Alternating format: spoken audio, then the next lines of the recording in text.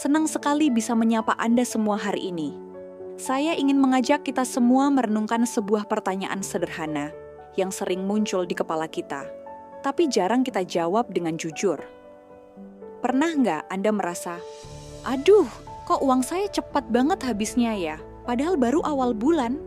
Atau mungkin Anda pernah melihat orang lain yang secara materi biasa-biasa saja, tapi hidupnya kelihatan tenang, adem, dan nggak pernah kekurangan.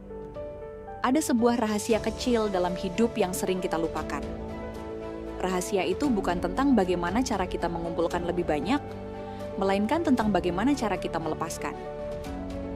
Ya, hari ini kita akan mengobrol santai tentang keindahan berbagi, tentang indahnya berinfak dan bersedekah. Tentu saja, dengan satu kunci utama, ikhlas. Apa itu infak, sedekah, dan mitos? Sebelum kita melangkah lebih jauh, kadang kita sering tertukar ya antara infak dan sedekah. Singkatnya, kalau infak itu biasanya berkaitan dengan materi atau harta benda yang kita keluarkan untuk kebaikan. Sedangkan sedekah itu luas sekali cakupannya. Senyum tulus Anda kepada orang lain, membantu nenek menyeberang jalan, atau bahkan menyingkirkan kerikil tajam di jalanan, itu semua adalah sedekah. Rasulullah Shallallahu Alaihi Wasallam pernah bersabda bahwa tersenyum di depan saudaramu adalah sedekah. Luar biasa, kan? Berbagi itu nggak selalu nunggu kita jadi jutawan dulu. Tapi, mari kita jujur. Seringkali saat kita mau memberi, ada bisikan-bisikan kecil di telinga kita. Jangan dikasih sekarang, nanti buat bayar cicilan kurang loh. Dia kan masih muda, kok malah minta-minta, gak usah dikasih. Atau yang paling sering, saya kan belum kaya, nanti kalau saya sudah sukses dan mapan, baru deh saya mau donasi besar-besaran. Teman-teman, ini adalah jebakan logika yang sering kita buat sendiri. Menunggu kaya untuk berbagi itu seperti menunggu air laut surut, baru kita mau belajar berenang. Kita lupa bahwa konsep memberi dalam keyakinan kita justru sebaliknya.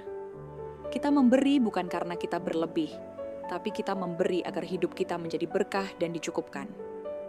Nah, sekarang kita masuk ke bagian yang paling menantang, ikhlas. Kata ikhlas ini gampang banget diucapkan, tapi praktiknya.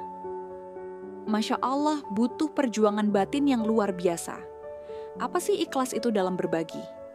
Ikhlas itu artinya kita melepaskan sesuatu dari tangan kita, dan pada saat yang sama, kita juga melepaskannya dari pikiran dan ingatan kita. Kita tidak mengharapkan pujian seperti, wah, si Fulan dermawan banget ya. Kita juga tidak mengharapkan imbalan balik dari orang yang kita beri. Bahkan, kita tidak mengungkit-ungkitnya lagi di masa depan ketika kita sedang kesal dengan orang tersebut. Ada analogi indah tentang keikhlasan. Ikhlas itu ibarat surat Al-Ikhlas di dalam Al-Quran. Coba Anda cek di dalam surat Al-Ikhlas, apakah ada kata ikhlas di dalamnya? Tidak ada, bukan. Surat itu berbicara tentang memurnikan keesaan Allah tanpa menyebut nama suratnya sendiri. Begitulah ikhlas dalam berinfak dan bersedekah. Tangan kanan memberi, tangan kiri tidak perlu tahu. Kebaikan kita mengalir begitu saja, murni, tanpa perlu panggung sandiwara atau tepuk tangan dari manusia. Sebab begitu kita mengharapkan pujian manusia, nilai pahala dari apa yang kita berikan seketika menguap seperti embun di pagi hari. Sayang banget kan?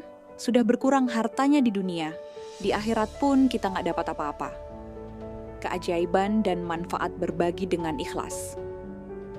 Lalu, apa yang terjadi kalau kita sudah berhasil menata hati dan berbagi dengan ikhlas?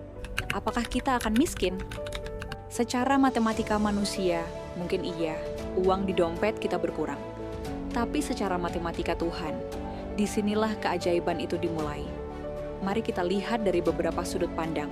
1. Ketenangan jiwa. Orang yang ikhlas bersedekah itu hidupnya tenang. Mereka tidak cemas kekurangan, karena mereka tahu bahwa yang maha memberi rezeki itu Allah, bukan bos di kantor, bukan juga bisnis mereka. Sedekah menjadi detoksifikasi bagi penyakit hati seperti serakah dan kikir. 2. Rezeki yang datang dari arah tak terduga. Pernah nggak Anda sedekah Rp50.000 dengan ikhlas, lalu besoknya tiba-tiba dapat traktiran makan, atau utang lama yang Anda ikhlaskan tiba-tiba dibayar? Atau mungkin Anda dihindarkan dari musibah. seperti motor yang hampir mogok tapi tiba-tiba lancar. Itu adalah bentuk pengembalian dari Allah yang sering tidak kita sadari. 3. Keberkahan pada harta. Harta yang sedikit tapi berkah itu jauh lebih mencukupi daripada harta yang banyak, tapi cepat habis untuk hal-hal yang tidak jelas, seperti berobat karena sakit atau kerugian lainnya. Teman-teman yang saya sayangi, mari kita jadikan infak dan sedekah ini bukan sebagai beban, bukan pula sebagai bumbu pencitraan, melainkan sebagai gaya hidup kita, sebuah kebutuhan rohani kita. Mulai hari ini, mari kita tantang diri kita sendiri. Tidak perlu langsung dalam jumlah yang besar, kalau memang belum mampu. Mulailah dari hal kecil, namun konsisten. Sediakan kotak amal kecil di rumah, atau sisihkan sebagian kecil dari penghasilan kita langsung di awal bulan, bukan nunggu sisa di akhir bulan. Dan yang paling penting, latih hati kita untuk melupakannya setelah kita memberikannya. Ingatlah, di dalam setiap rezeki yang kita terima, ada titipan hak orang lain di dalamnya. Ketika kita menahan hak mereka, hidup kita akan terasa berat. Namun ketika kita mengalirkannya dengan ikhlas, kita sedang membuka pintu-pintu keberkahan yang tak bertepi untuk diri kita sendiri. Yuk, kita bersedekah hari ini. Cari siapa saja di sekitar Anda yang membutuhkan, berikan dengan senyuman terbaik, lalu doakan mereka dalam diam.